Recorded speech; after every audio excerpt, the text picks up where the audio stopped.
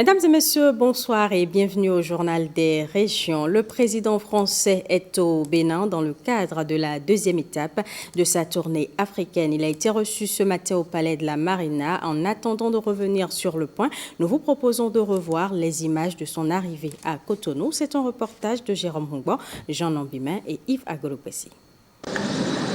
0h17 ce mercredi 27 juillet.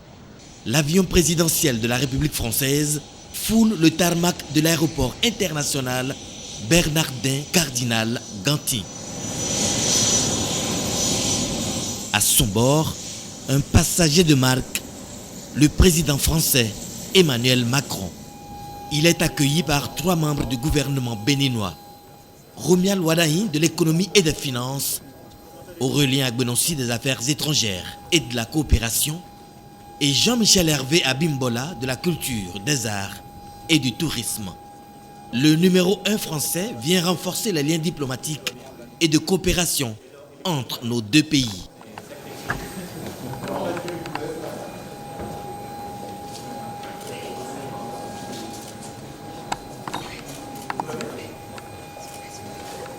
Par ailleurs, le réaménagement opéré par le gouvernement à l'aéroport de Cotonou a transfiguré le salon présidentiel.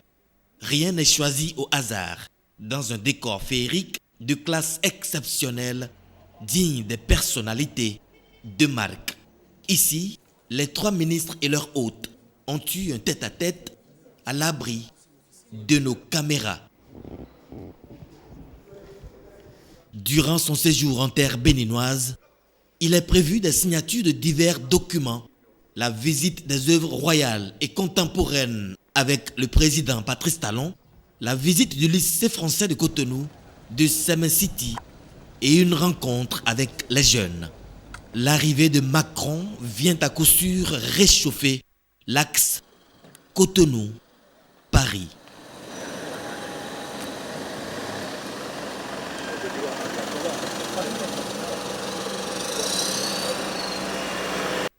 Bénin-France, ce sont des liens multiséculaires faits autant de romances que d'histoires tragiques. Et dans leur rapport, on note bien de projets, de programmes et d'actes de coopération. Le directeur de l'Agence française de développement en a parlé dans un entretien accordé à Marcela Rossi. Regardez. Nous avons appris que depuis 2013, l'AFD a engagé plus de 440 millions d'euros de financement au Bénin. Est-ce que c'est réel ? Tout à fait. Ce sont des engagements, donc ce sont des projets qui sont encore en cours de réalisation. Mais par exemple, le 19 juillet, M. le ministre de l'Énergie a inauguré la centrale solaire de Défisol à Ilou-Lofine.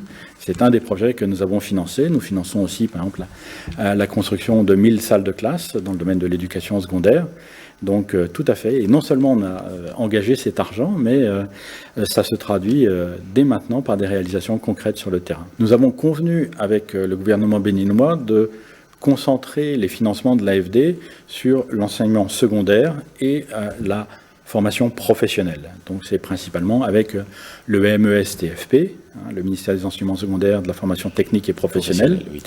Et aujourd'hui avec la nouvelle agence de développement des enseignements techniques que nous travaillons, pour, je dirais, étendre l'enseignement secondaire avec la construction de salles de classe, comme je le mentionnais, avec des formations de professeurs, de directeurs, avec un appui plus général au ministère. Et aujourd'hui, la demande forte du gouvernement béninois portant sur la formation professionnelle, nous avons d'ores et déjà mis un certain nombre de financements en place, par exemple pour construire un nouveau lycée professionnel à Boïcon, qui, je l'espère, verra bientôt le jour. Et nous sommes en train de développer de nouvelles opérations avec la dette pour construire, par exemple, étendre le lycée agricole existant d'Ina et construire de nouveaux lycées à Malanville et Baniquara. Et si, en fonction de ce que nous demandera le gouvernement, ça ne devrait être qu'un début. La France, des relations de coopération militaire. Cette coopération va de la formation à l'équipement, de la sécurité intérieure à la défense du territoire national, nous dit Ghislain Koguet. Depuis les années 60, année de la cession du Dahomey devenu Bénin à la souveraineté internationale, la France entretient avec le Bénin d'excellentes relations en matière de sécurité et de défense. C'est le 27 février 1975 que par un accord, cette coopération a été formellement instituée. Mais nous sommes en 2022 et depuis, le cadre de la coopération a évolué, s'améliorant par rapport au contexte sécuritaire. En matière de sécurité intérieure, plusieurs programmes et projets sont mis en œuvre. Ils vont de la formation et du renforcement de capacités des unités spécialisées de la police à la création du Centre de documentation de la sécurité publique, en passant par le renforcement de la police technique et scientifique, le renforcement de l'Agence nationale de protection civile, jusqu'à l'appui en matériel et équipement.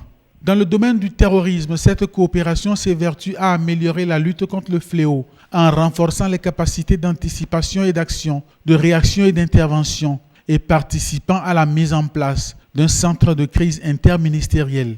En matière de défense, cette coopération va de la formation à l'équipement des forces. Aujourd'hui, ce sont les éléments de l'armée française basés au Sénégal qui sont les plus actifs dans la mise en œuvre de cette coopération. Le fleuron de ces relations, c'est une école nationale à vocation régionale qui nous permet d'intervenir dans le cadre de la dépollution et de la lutte contre les engins explosifs improvisés. Le CPADD, Centre de perfectionnement aux actions post-conflictuelles de déminage et de dépollution de Ouidah. C'est une école unique en Afrique qui, dans le cadre du génie militaire, nous permet de faire face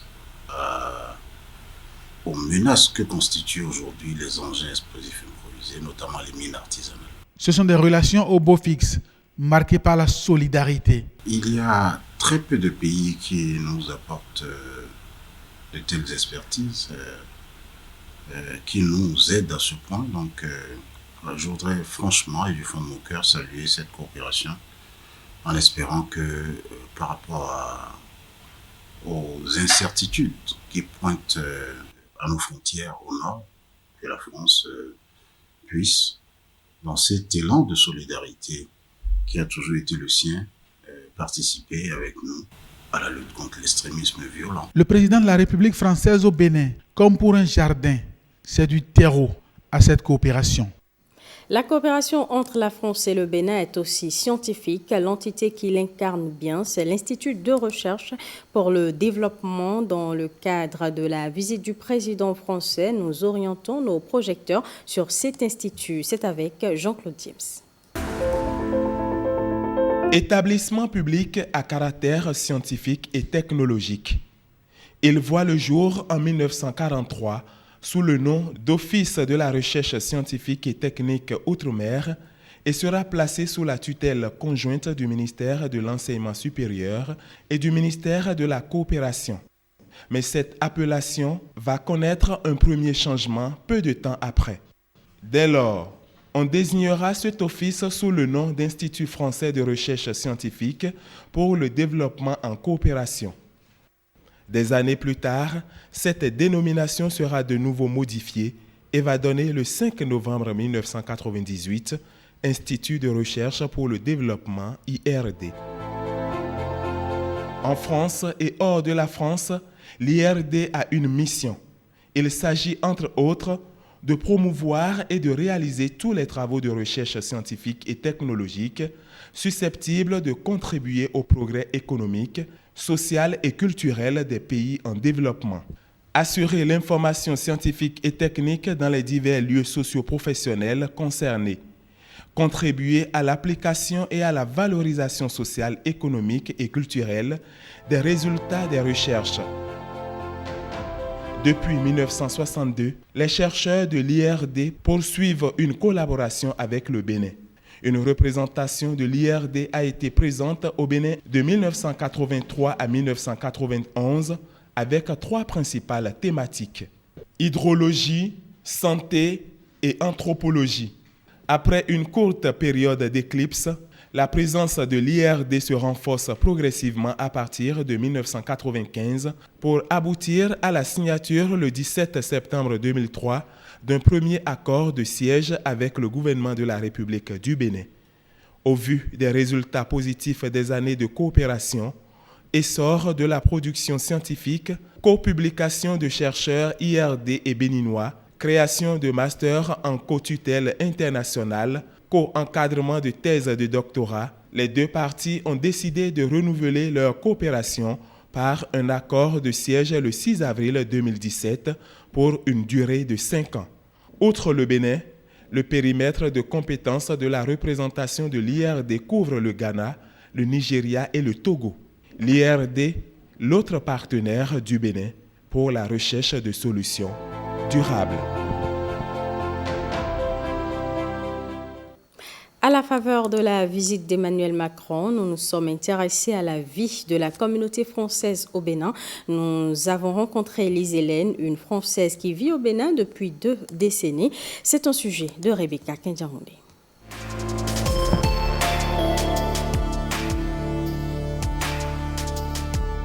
La routine de Lise Hélène depuis une vingtaine d'années, prendre soin des Béninois. Pas bien, vous n'avez pas bien dormi? Non, on n'a pas bien dormi. Alors, venez avec moi. D'accord. Médecin généraliste, Lise est de nationalité française, devenue béninoise par alliance. En 2001, elle foule le sol béninois pour y vivre définitivement avec son époux et leur petite fille de 3 mois à l'époque, qui a bien grandi depuis. On a eu en tout 3 enfants. 2 des 3 enfants sont déjà repartis en France pour leurs études supérieures. Le 3e n'a que 13 ans, il est à l'école La Française. Mais les 3 enfants ont été avant à l'école béninoise, jusqu'à environ la 6e. Vivre au Bénin, un choix fait par le jeune couple à l'époque. Difficile de laisser tout derrière soi pour une autre destination. Difficile, mais pas impossible pour la jeune Française qui s'est laissée convaincre par bien de raisons. La seule chose dont j'étais sûre, c'est que j'avais un diplôme de médecin en poche, j'avais une enfant et j'avais un homme qui allait devenir mon mari. Mais c'est quand même un choc. Un choc que l'hospitalité béninoise va amoindrir. Une hospitalité couronnée par la sympathie de sa belle famille. Donc franchement, l'équilibre entre mes attentes personnelles vis-à-vis du père de mes enfants et mon métier faisait que, avec un petit peu d'état d'esprit ouvert et prêt au changement, on y arrive.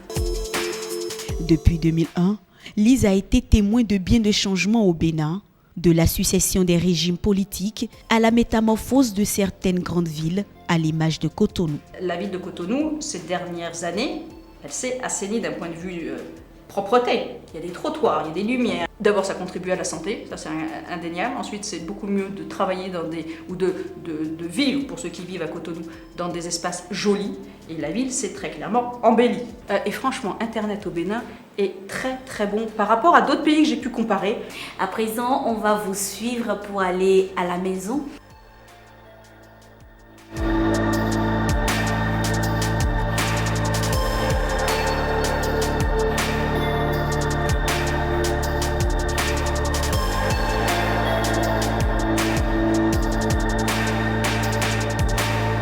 Depuis plus de 2 décennies qu'elle vit au Bénin, Lise Hélène Pourto Adjaï a relevé bien de défis en sa qualité de médecin référent à l'ambassade de France au Bénin. Seulement, son plus gros défi après toutes ces années au Bénin reste la maîtrise des langues locales.